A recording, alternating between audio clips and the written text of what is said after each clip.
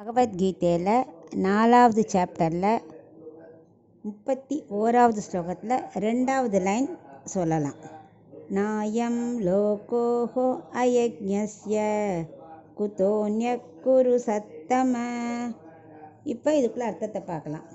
31வது ஸ்லோகத்தில் முதல் லைனில் நம்ம அர்த்தம் பார்த்தோம். என்னென்னா, யார் யாக யஜ்யம் பண்ணி அக்னியில் ஆகூதி கொடுத்து ஹவிஸை பாக்கி இருக்கிற சாப்பிட்றாளோ, அல்லது ஆராதனை பண்ணியோ அல்லது கண்டருளை பண்ணியோ பகவானுக்கு படைச்சிட்டோ தான தர்மம் பண்ணிட்டோ மிச்சம் இருக்க சாப்பிட்றாளோ, அந்த சாப்பாடு தான் அமிர்தமாக இருக்கும்.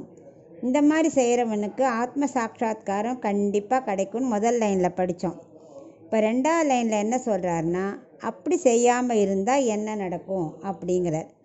அதாவது, அந்த மாதிரி யாக யஜ்யத்தை செய்யாமல் நித்திய நைமித்திக கர்மாவை செய்யாமல் யார் இருந்தாலும் அவனுக்கு இந்த லோகத்திலேயே பலன் கிடைக்காதுங்கும் போது எப்படி பரலோகத்தில் கிடைக்கும் பலன் அப்படிங்கிற மாதிரி குத்தி காட்டுறார். அதாவது, நமக்கு விதிக்கப்பட்ட கர்மாவை யஜ்யத்தை செய்யாமல் இருக்கவே கூடாது.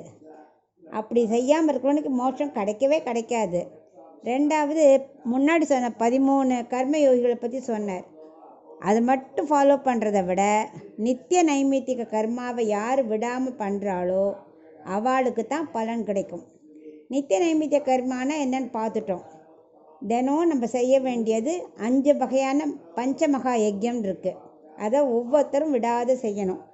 அது என்னென்னா, இப்போது பூச்சி அடுப்பில் விழுந்துடும், விளக்கில் பட்டு செத்து விடும், நம்ம கைப்பட்டு சாகடிச்சிருவோம். இதெல்லாம் தவிர்க்க முடியாத சில குற்றங்கள். ஸோ இந்த குற்றத்தை போக்குறதுக்கு என்ன பண்ணணும்?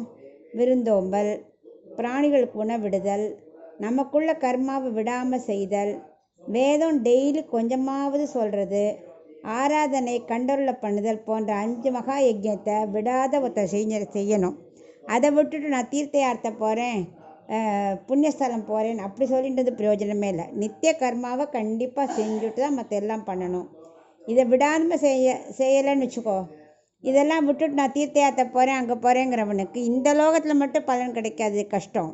அது மட்டும் இல்லை, பரலோகத்தில் அவனுக்கு பலன் கிடைக்காது. குருவம்சத்தில் பிறந்தவனே அப்படின்னு அர்ஜுனனை கூட்டு சொல்கிறான். ஏன்னா குருவம்சத்தில் எல்லாரும் அவளுக்கு விதிக்கப்பட்டதை விடாமல் பண்ணவா. யாக யஜ்யமாக இருக்கட்டும், அவளுக்குள்ள கர்மாக்களை விடாத, வர்ணாசிரம தர்மத்தை விடாத பண்ணவா. ஸோ அப்படி இருக்கும்போது அந்த குலத்தில் பிறந்த அர்ஜுனனே, நீயும் இதெல்லாம் ஃபாலோ பண்ணணுங்கிறதுக்காக குரு வம்சத்தில் பிறந்தவனே அப்படின்னு கூப்பிட்டு சொல்கிறார். குரு சத்தம அப்படிங்கிறாரோனோ அது மாதிரி கூப்பிட்டு சொல்கிறார் அர்ஜுனனை.